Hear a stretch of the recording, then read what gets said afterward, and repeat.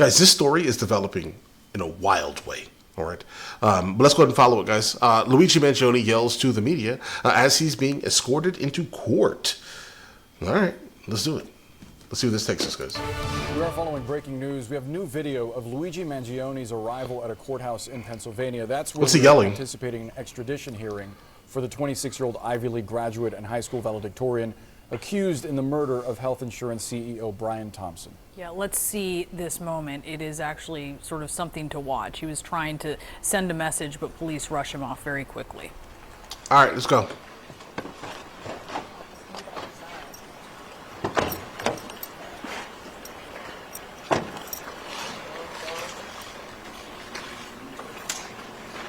And it's completely out of touch.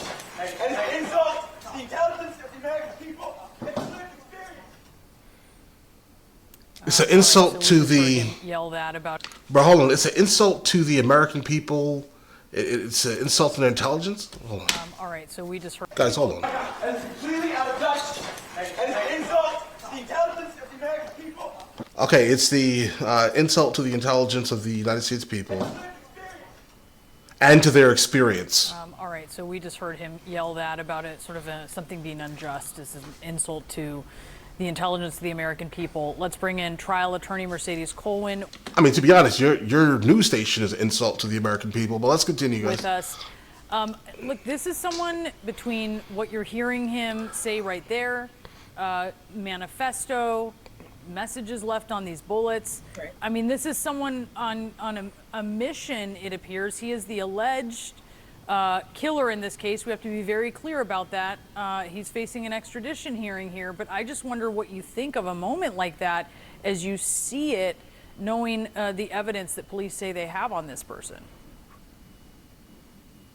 Brianna, it's very disturbing, and those types of outbursts will certainly be evaluated by his defense team because that's just not normal. I mean, we've already had reports that he has been very strange since over the summer, that he has become reclusive. This manifesto is these rantings and ravings of an individual that obviously has some aberrant thoughts in his mind, and that's why he put it down on paper. So all of that is certainly very disturbing. The defense is going to have to evaluate whether this is an individual that really will even understand the charges. I mean, they may, depending on how. Oh, he'll definitely understand the charges here, bro. That's a in fact thing here. But it's like the more you speak, the more it sounds like you're just trying to for the most part, stick up for the corporation. His thoughts are, he has to be able to understand the process and the proceedings, even at this stage. Oh, he understands it. Some indication that he isn't able to do so, there might have to be some psychological evaluation, and then that will be reported back to the judge, and the judge will make the ultimate ruling as to whether or not to proceed with the proceeding. But this type of outburst is definitely very disturbing. Yeah, no doubt about that. You saw officers shuffling him in as quickly as possible. I'm wondering, Mercedes, as you're talking about the suspect here having a grasp of what the proceedings are going to be like, what actually happens at an extradition hearing? There has to be an establishment by the demanding state. Demanding state is New York. The asylum state is Pennsylvania. So the demanding state, that New York has to establish to law enforcement that this is the individual that was the alleged shooter of Brian Thompson.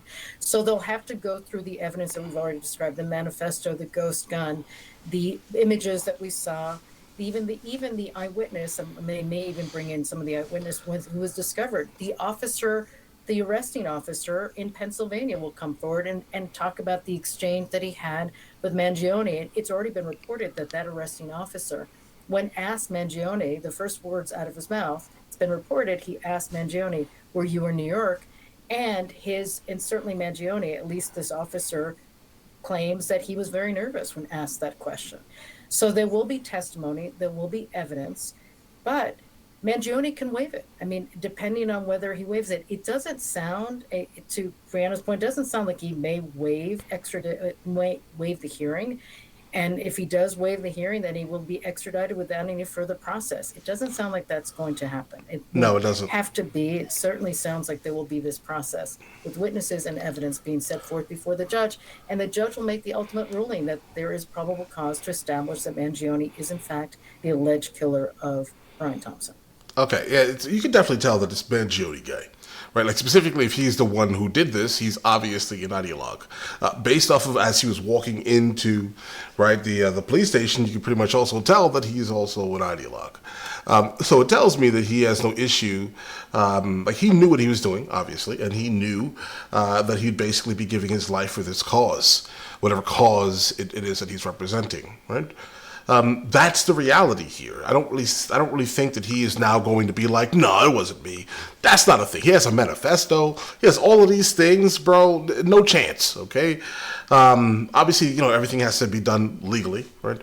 But if he did do this, then yes, he belongs in jail. You just don't walk up and take another person's life, regardless of how trash the person is. Get what I mean here?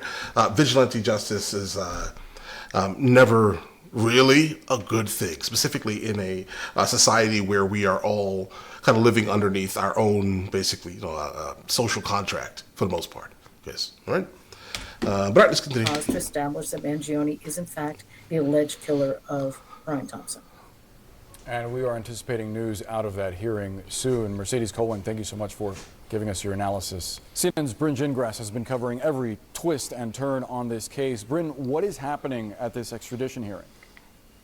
Yeah, so listen, Boris, we have a reporter inside the courtroom right now. They're not allowed to have any sort of communication. So we don't quite know just yet if that hearing has started. We're still waiting to get an update. But you can see, we know that he is inside that courthouse, at least from that sort of combative moment there, as you showed the viewers, where it took several sheriff's deputies to calm him down and get him inside of that building. As you said, this is really the first time that we are hearing from him, his own voice.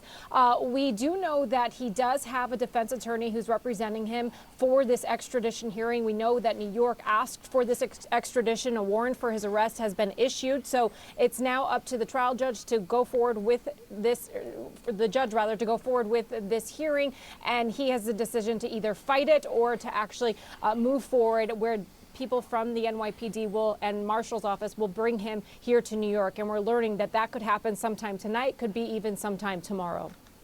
And Bryn, what are we learning about a potential motive? Yeah. If you don't realize the motive, then you haven't been paying attention. Okay, then maybe you shouldn't have your job. I'm going to be honest here. You shouldn't have your job at all. I'm yelling at the screen, but you get what I'm saying. He should not have his job if he does not understand the motive. I think it's pretty obvious.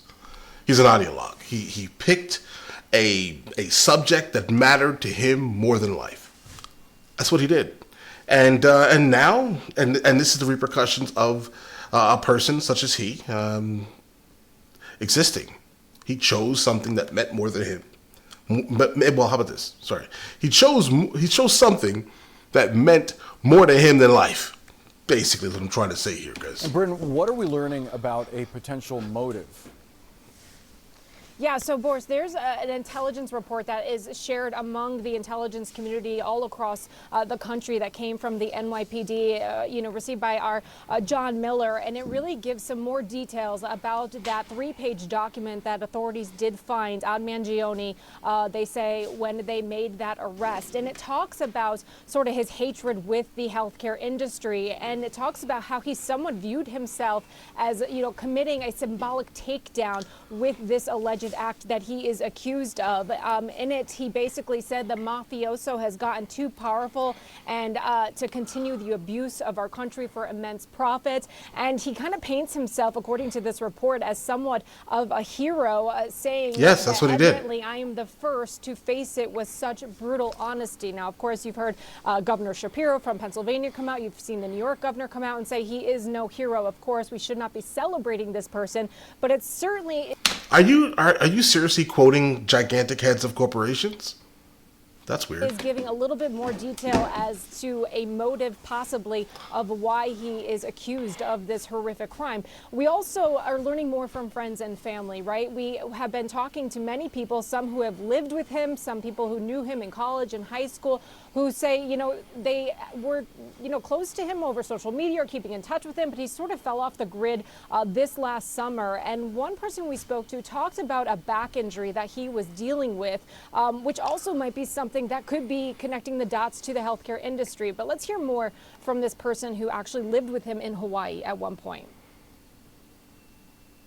Before he moved in, I remember he said he had a back issue and he was hoping to get stronger in Hawaii. When he first came, he went on a surf lesson with other members, and unfortunately, just a basic surf lesson, he was in bed for about a week.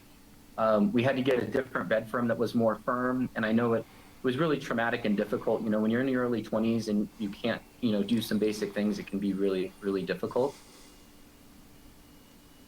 Yeah, again, these are all sort of the things that police are going to be using to connect the dots and try to point to a motive, try to build their case. We Point to a motive. Of course, scrubbed social media in their efforts in this investigation. As I said, we are now waiting for this extradition hearing to happen, and it's possible that Luigi Mangione may be on his way to New York at the soonest, maybe tonight, Boris. Bryn Gingras, thank you so much for keeping an eye on that. Brianna? Experts say the suspected killer of United Healthcare CEO Brian Thompson planned his attack well, but also made some crucial mistakes. So let's take a look at what police say are his key moves and also the evidence left behind and what this all says about the gunman's strategy. Before the killing, the suspect cleverly avoided air travel because, of course, had he taken a plane, he would have had to show his ID, reveal his entire face under security cameras. If he had a gun at the time, it probably would have been detected during luggage screening. Instead, the suspect took a Greyhound bus to New York, a bus that originated in Atlanta, though we still have to wait and see where he may have gotten on that bus. The suspect stayed in a hostel in New York using a fake New Jersey driver's license and paying cash, again, avoiding a digital trail there. The suspect was careful up until this point, including diligently wearing a mask over his face. This was that rare image of the suspect's unmasked face captured on surveillance video when a hostel employee flirted with him and asked him to lower his face mask. And it was these images, of course, that helped spread his identity across the country and even around the world. Then lastly, the suspect used a ghost gun, which is an untraceable self-assembled firearm. Kept law enforcement veterans puzzled here. Police saying when Mangione was arrested at that Pennsylvania McDonald's, local officers discovered this ghost gun when they were searching him. And then after the killing, the suspect seemingly left a trail of evidence behind: a discarded Starbucks water bottle, an energy bar wrapper, a burner phone that gave authorities DNA material, and a partial fingerprint to work with. Later, that distinctive backpack resembling the one worn by the gunman was found in Central Park. Authorities hoping DNA samples from all of these items would help identify the suspect. Testing, though, yielded no DNA or fingerprint matches in law enforcement databases. So we're going to see, though, how those pieces of evidence are going to be used by authorities now that the suspect has been arrested. And the suspect's complex path out of New York showing investigators just how much planning went into it here. Remember, immediately after the shooting, police say the suspect ran from the scene, hopped on an e-bike, rode to Central Park, ditched the bike, and hailed a taxi, then went to a bus terminal with interstate buses headed to a variety of destinations. And it was in that taxi cab where a security camera captured clear images of the suspect's eyes. One of the most baffling last aspects to this arrest is the fact that investigators discovered Mangione in possession of numerous fake IDs, including this one here, one that police believe was actually used by the suspect in New York City at that hostel. The question is, why shed so much other evidence, but keep some pieces of potential evidence, including the fake IDs? Okay. Listen, I think when it comes down to all of this here, they're trying to make him out to be some type of mastermind. I don't think he's a mastermind. I think, again, he's just an ideologue. He's a zealot. He is that, basically. Okay. All he cared about was doing something for his cause, whatever cause that was, let's say, which I think we all pretty much know the cause, right? We can all act like we don't understand the cause, specifically if you live in the United States of America. Okay, but he actually did something about it instead of talking. Now, here's the problem with that. Okay, you did take someone's life. The strength of your cause or the weakness of your cause doesn't matter.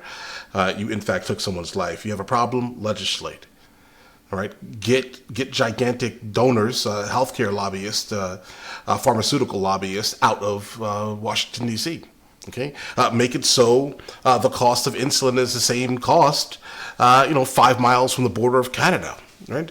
Like, do a lot of these things, Make it so people, American citizens, specifically, don't have to choose which finger they want to reattach after getting both fingers taken off by the cost. This one costs less than this one. Okay? Do all of these things. Get the lobbyists out of Washington, D.C. and watch how fast things actually, get fixed here. As long as there's gigantic money in basically keeping people sick, and not curing things, they're not going to do anything about it. Okay? They're going to make it so you have to. Matter of fact, hold on, guys. We're not doing this. Because this could easily be taken as, all right, so, the social contract would dictate you don't take someone's life, okay? Vigilante justice is not acceptable by any means in the United States of America, guys. It's just not a thing. And what he did in this instance is basically that. He's sticking up for his cause, but allegedly this is what he did, and he needs to be punished for it because you broke the social contract, guys. Period. That's what he did. But all right, listen, you guys all have an absolutely amazing day. Enjoy your day thoroughly.